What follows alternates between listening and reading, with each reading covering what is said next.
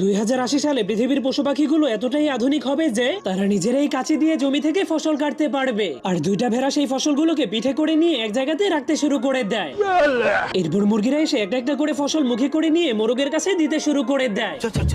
তখন মোরগেরা সেগুলোকে উপরে রেখে রেখে খড়ের গাদা বানাতে শুরু করে দেয়। আর এখানে মুরগির 3 ভাইয়েরা মিলে জমিতে নাঙ্গল চালাতে শুরু করে দেয়। আর তাদের মা জমিতে গর্ত করে করে সেখানে বীজ লাগাতে শুরু করে দেয়। আর এখানে তো একটা ভালুক মাটির মধ্যে বীজ রেখে মাটিকে তো কাপড়ের মতো সেলাই করতে শুরু করে দেয়। তখনই 3 ভাই এসে জমিতে পানি দিতে শুরু করে দেয়। কিন্তু এই পাখিটা এতটাই বুদ্ধিমান ছিল যে সে একবারেই তার মুখের মধ্যে অনেকগুলো পানি ভরে নিয়ে তার জমির উপরে বৃষ্টি করিয়ে দিত। যার ফলে বৃষ্টি হলেই সবগুলো ফল এবং সবজি গাছ 5G স্পিডে বড় হতে শুরু করে দেয়। এই জন্য সেই পাখিটা অনেক খুশি হয়ে তার গাছ থেকে আঙ্গুর পাড়তে শুরু করে দেয়। তখনই তার জমি থেকে 2টা খরগোশ মিলে গাজর চুরি করতে শুরু করে দেয়।